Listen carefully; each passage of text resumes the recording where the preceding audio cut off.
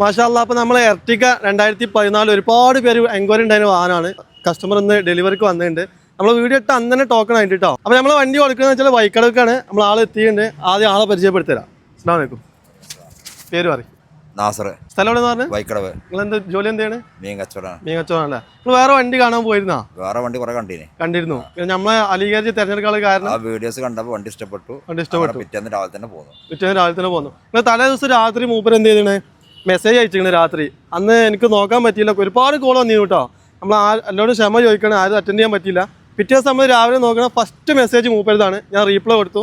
സ്പോട്ടിൽ എന്നോട് പറഞ്ഞു ഞാൻ അതപ്പോൾ വരുന്നുണ്ട്, അല്ലെങ്കിൽ അഡ്വാൻസ് ഇട്ടുതരാം, വണ്ടി കാണേണ്ട ആവശ്യമില്ല പറഞ്ഞു. അവരുടെ വണ്ടി കാണി, നിങ്ങൾ അടുത്ത് തന്നെ അല്ലേ, വൈക്കടവല്ലേ, 60 കിലോമീറ്റർ ഡിഫറൻറ്റ് നമ്മൾ തമ്മിലുള്ളത്. അപ്പോൾ എന്തായാലും നിങ്ങൾ വന്നോളൂ. ഞാൻ ആവശ്യമില്ലായിരുന്നു, ഞാൻ നിർബന്ധിച്ച് നമ്മൾ വരുത്തി അല്ലേ. അപ്പോൾ നിങ്ങൾ വൈകുന്നേരം വന്നു.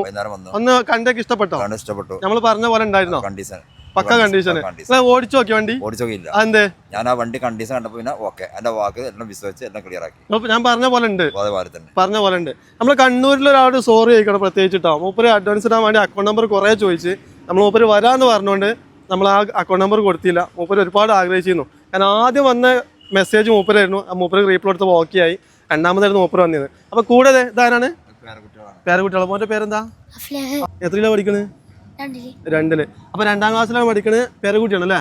അഫ്ല്. പിന്നെ പേര് അൽത്താഫ്. എത്രയിലാ പഠിക്കണത്? 8ല്. ഇത് 2 പേരക്കുട്ടികളാണ്. മോൻ്റെതാ മകളെ കുട്ടികൾ.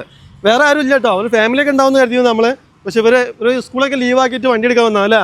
ഹാപ്പി അല്ലേ? വണ്ടി കണ്ടിട്ട് എന്താ പറയണു? ഇഷ്ടപ്പെട്ടോ? വണ്ടി ഇഷ്ടപ്പെട്ടോ?